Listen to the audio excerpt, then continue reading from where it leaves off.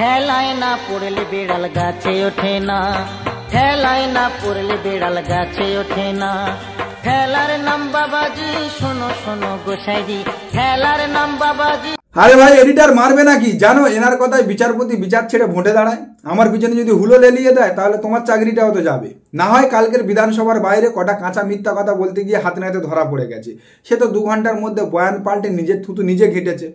গতকাল বিধানসভায় অপারেশন সিঁদুরে সেনাবাহিনীর কৃতিত্ব ও সাফল্য নিয়ে আলোচনা হচ্ছিল।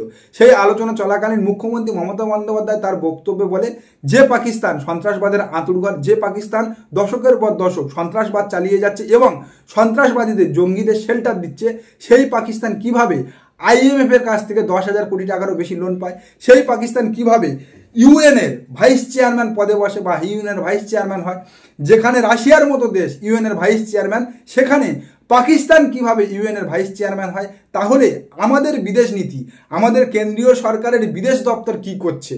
আর মুখ্যমন্ত্রী মমতা বন্দ্যোপাধ্যায়ের তোলা এই প্রশ্নগুলোকে বিধানসভার বাইরে বিধানসভা অধিবেশনের শেষে সাংবাদিক সম্মেলন করে একেবারে হুবহু পাল্টে দিয়ে বিকৃত করে শুভেন্দু অধিকারী বলে মমতা বন্দ্যোপাধ্যায় নাকি পাকিস্তান IMF এর থেকে লোন পাওয়া এবং ইউএনের ভাইস চেয়ারম্যান হওয়াতে শাহবাজ শরীফকে দরাজ প্রশংসা করেছে এবং এতটাই নাকি প্রশংসায় ভরিয়ে দিয়েছে যে শাহবাজ শরীফকে আজ পর্যন্ত পাকিস্তানও এত প্রশংসা করেনি। এবং বিশেষ করে ভারতীয় নাগরিক হিসেবে পাকিস্তানকে যেভাবে উনি আজকে প্রশংসায় ভরিয়ে দিয়েছেন, বলছে রাশিয়াও ভাইস চেয়ারম্যান, পাকিস্তানও ভাইস চেয়ারম্যান, IMF এর ঋণ, ADBI ঋণ যেভাবে প্রশংসা করেছেন, এত প্রশংসা শাহবাজ শরীফকে তার দেশের লোক করেছে বলে আমাদের অন্তত জানা। আর বিধানসভার কার্যবিবরণীতে মুখ্যমন্ত্রী মমতা বন্দ্যোপাধ্যায়ের রেকর্ড হওয়া বক্তব্য বিধানসভার বাইরে এসে বিকৃত করে সাধারণ মানুষের মধ্যে বিভ্রান্ত ফেলার জন্য শুভেন্দু অধিকারী রাজ্যের বিরোধী দলনেতার বিরুদ্ধে স্বাধিকার ভঙ্গের নোটিশ ইস্যু করেছে বিধানসভার স্পিকার বিমান বন্দ্যোপাধ্যায়। বিধানসভার স্পিকার বিমান বন্দ্যোপাধ্যায় শুভেন্দু অধিকারীর বিরুদ্ধে এই স্বাধিকার ভঙ্গের নোটিশ ইস্যু করার 2 ঘন্টার মধ্যে শুভেন্দু অধিকারী নিজের থুতু নিজে ঘিটে মুখ্যমন্ত্রী মমতা বন্দ্যোপাধ্যায়ের যে বক্তব্য তিনি বিকৃত করেছিল সেই বক্তব্য আবার তিনি পাল্টেও নিয়েছেন। মুখ্যমন্ত্রী বলেছেন পাকিস্তান কি করে ইউএনের ভাইস চেয়ারম্যান পায় যেটা রাশিয়া পেয়েছে, পাকিস্তান কি করে IMF এর ঋণ পায়, ADBI এর ঋণ পায়।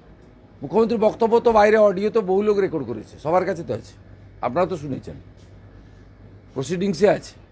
এই দুটো ভিডিওতে পরপর শুভেন্দু অধিকারীর দুটো বক্তব্য থেকে আপনারা নিশ্চয়ই ক্লিয়ার হয়ে গিয়েছেন শুভেন্দু অধিকারী গতকাল বিধানসভা অধিবেশনের পরে মুখ্যমন্ত্রী মমতা বন্দ্যোপাধ্যায়ের বক্তব্য কিভাবে বিকৃত করেছিল এবং 2 ঘন্টা পরে যখন তার বিরুদ্ধে স্বাধিকার ভঙ্গের নোটিশ ইস্যু হয়েছে তখন ঠেলায় পড়ে শুভেন্দু অধিকারী কিভাবে তার রাখা বিকৃত করা বক্তব্যকে আবার পাল্টে নিয়েছে।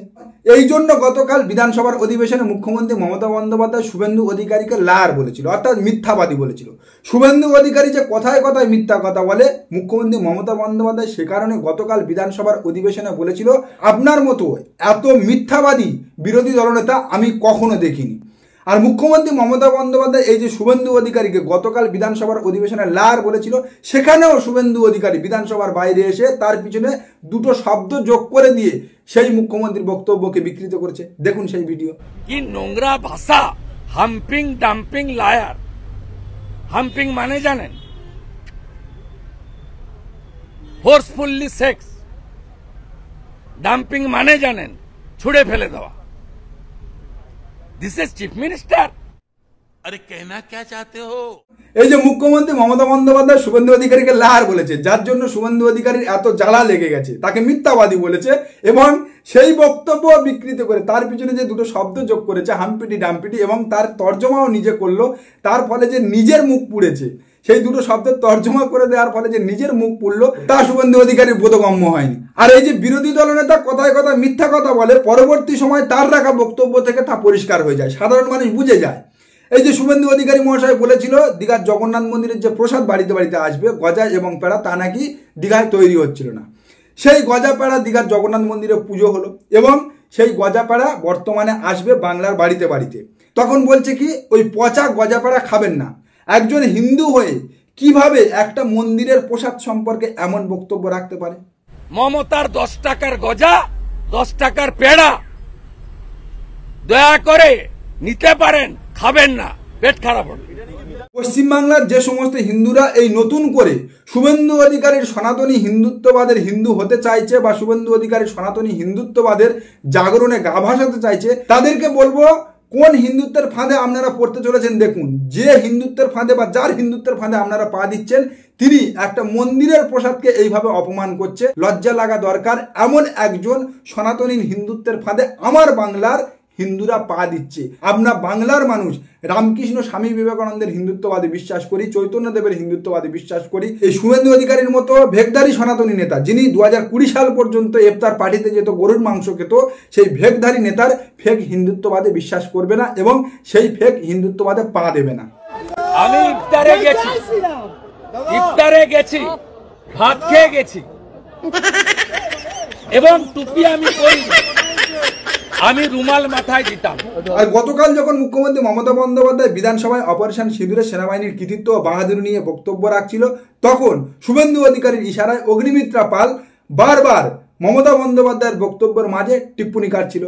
মুখ্যমন্ত্রী প্রথমে একবার তাকে সাবধান করে দিয়েছিল যে আপনার থেকে আমি রাজনীতির জ্ঞান শুনবো না, আপনি ফ্যাশন বোঝেন, ফ্যাশন নিয়ে জ্ঞান দেবেন। কিন্তু তারপরেও যখন তিনি টিপ্পনি কাটছিল, অগ্নিমিত্রা পালে সেই টিপ্পনির জবাব দিতে গিয়ে মুখ্যমন্ত্রী মমতা বন্দ্যোপাধ্যায় বলেছে, আপনার সব কীর্তিকলাপ আমার জানা আছে, আমার মুখ খোলাবেন না, আমাকে ঘাঁটাবেন না। আর মুখ্যমন্ত্রী মমতা বন্দ্যোপাধ্যায় অগ্নিমিত্রা পালের ওই টালিগঞ্জ ইন্ডাস্ট্রির অর্থাৎ তার অভিনয় জীবনের কেচ্ছা কাহিনীর কথা ছোট করে স্মরণ করিয়ে দেওয়াতে ব্যাপক সেন্টিমেন্টে লেগেছে নাকি অগ্নিমিত্রা পালের।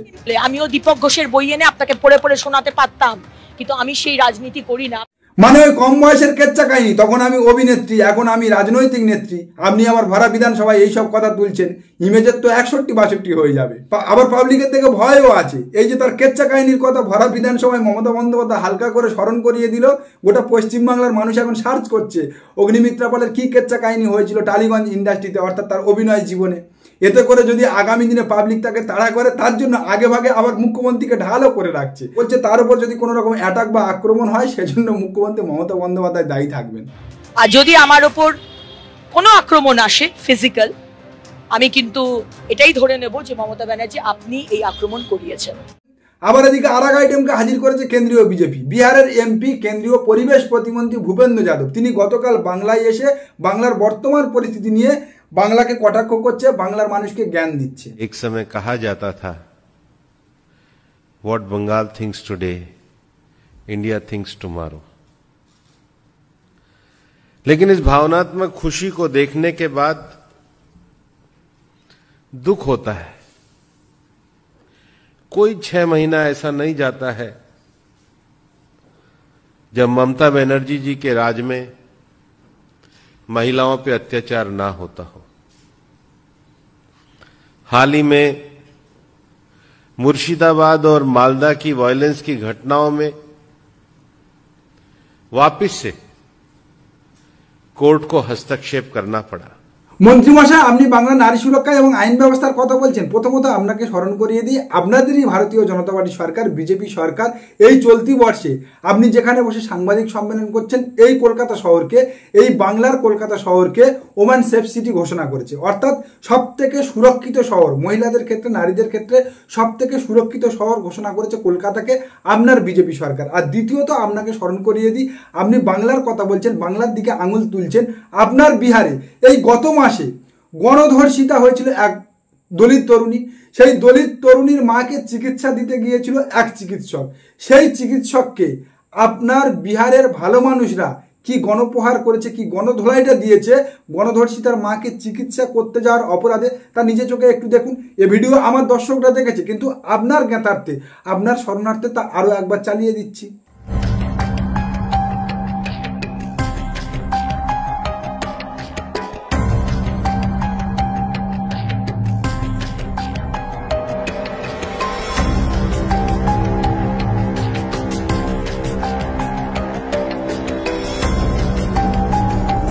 আর আপনি মুর্শিদাবাদ দাঙ্গার কথা বলছেন। আপনাদেরই স্বরাষ্ট্র দপ্তর প্রেস বিবৃতি দিয়ে জানিয়েছিল বাংলাদেশি উগ্র মৌলবাদীদের মদতে মুর্শিদাবাদে দাঙ্গা লেগেছিল।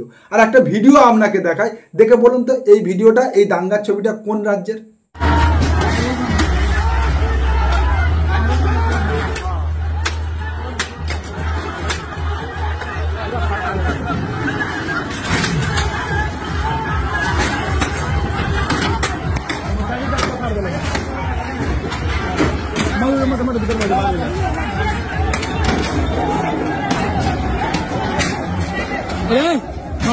আর যদি বলেন West Bengal think today, India think টুমোরোর কথা, তাহলে বলবো বাংলা আগেও যা ছিল আজও তাই আছে। কারণ এই যে চেনাব ব্রিজের ওপর দিয়ে সিনা টান করে ইন্ডিয়ান ফ্ল্যাগ নিয়ে হেঁটে গেল আপনাদের মোদিজি, সেই চেনাব ব্রিজের সার্ভে শুরু করেছিলেন কে জানেন?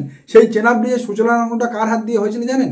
এই বাংলার বর্তমান যিনি মুখ্যমন্ত্রী, 2010 সালে তিনি রেলমন্ত্রী ছিলেন। কেন্দ্রীয় মুখ্যমন্ত্রী মমতা বন্দ্যোপাধ্যায় যখন রেলমন্ত্রী ছিলেন তখন এই চেনাব ব্রিজের সার্ভে শুরু হয়েছিল। মুখ্যমন্ত্রী মমতা বন্দ্যোপাধ্যায় 2010 সালে রেলমন্ত্রী থাকার সময় জম্মু কাশ্মীরের রেল কমিউনিকেশন ডেভেলপমেন্টের জন্য অতিরিক্ত অর্থ বরাদ্দ করেছিল। সার্ভে শুরু করেছিল কিভাবে ভারতবর্ষের অন্যান্য রাজ্যের সঙ্গে খুব সহজে জম্মু কাশ্মীরকে জোড়া যায়।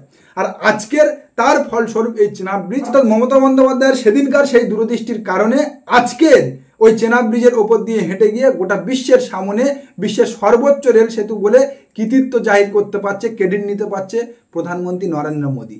নমস্কার, আজকের প্রতিবেদন এখানে শেষ করছি। দেখা হচ্ছে আগামী কোনো প্রতিবেদনে। আমাদের প্রতিবেদন সম্পর্কে আপনাদের মতামত অবশ্যই জানান আমাদের কমেন্ট সেকশন। সবাই ভালো থাকবেন।